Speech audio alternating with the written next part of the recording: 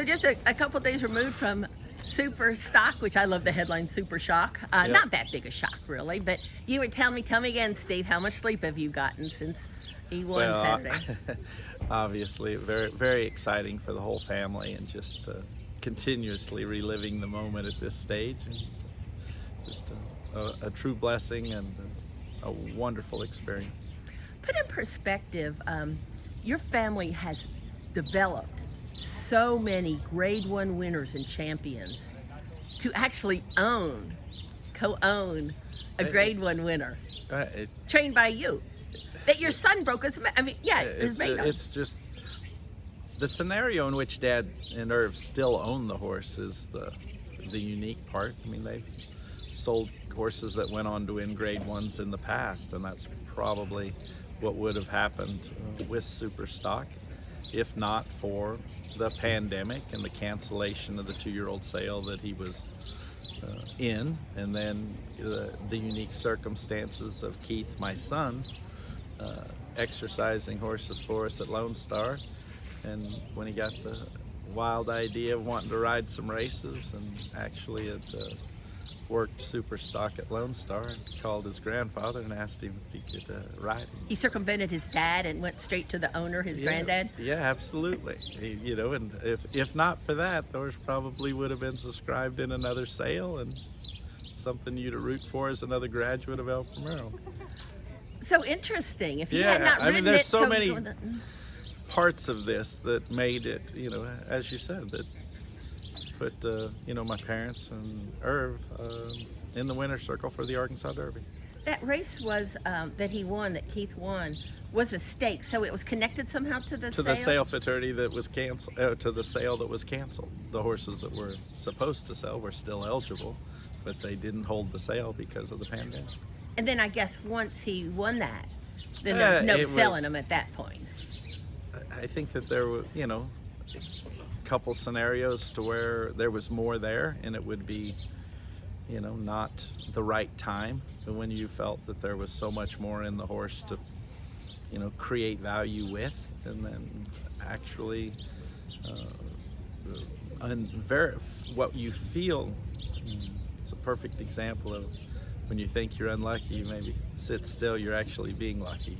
Unlucky the sale's canceled ends up being a good thing. And then last fall here, preparing 13 days before the Kentucky Jockey Club, he worked a stand-up work, moved forward, looked, a second set of the day, worked in company with Silver Prospector, who'd actually won the Kentucky Jockey Club the year before. And I was thinking how I was gonna win the Kentucky Jockey Club for my parents and Irv that day, and 2 sets later he was running loose through the barn area, injured himself, and that's what he got time off over. And then you're furious at that, and how thinking you're unfortunate, but truth be known, if he'd have won the Kentucky Jockey Club, he'd have probably gotten sold off of that.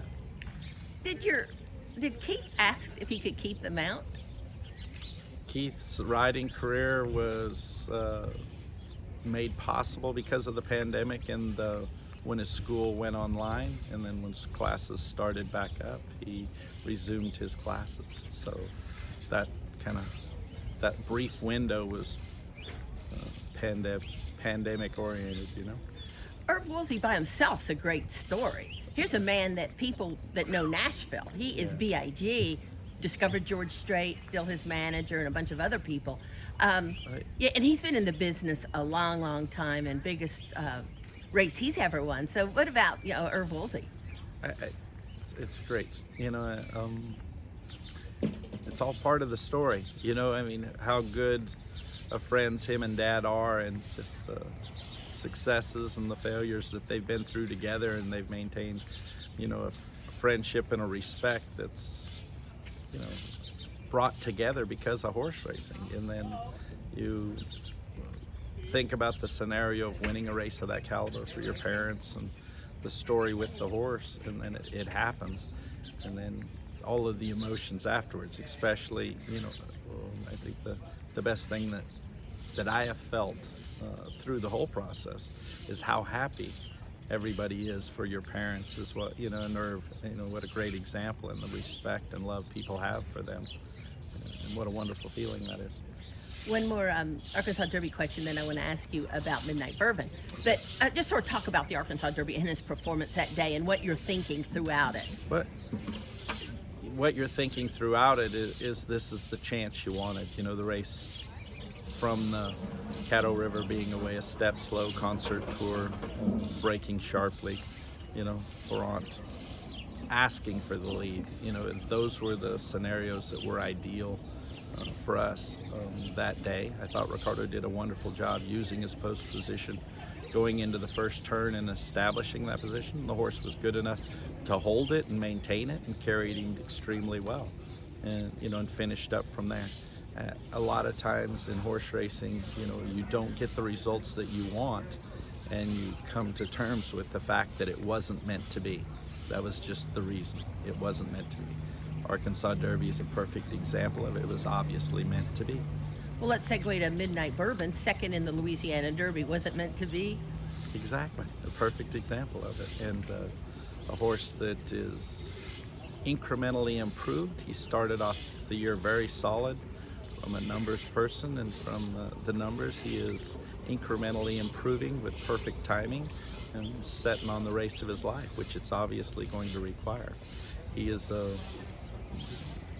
an absolutely beautiful specimen with a very high cruising speed in a race that obviously appears to have a lot of pace in it. But I love where his head's at and his confidence level right now, and expect him to make a wonderful showing. Another great story with Ron Winchell and his family being longtime clients of you and your parents and stuff, and Absolutely. Never won the Derby. Right. It's incredible circumstances, and the lead up to it is going to be extremely exciting, and everything feels positive at this stage. And you got Mike Smith, Hall of Famer, Big Money Mike, to ride. And there's a lot of connection, with Mike from New Mexico and him starting. It's just amazing to be in this position at this time.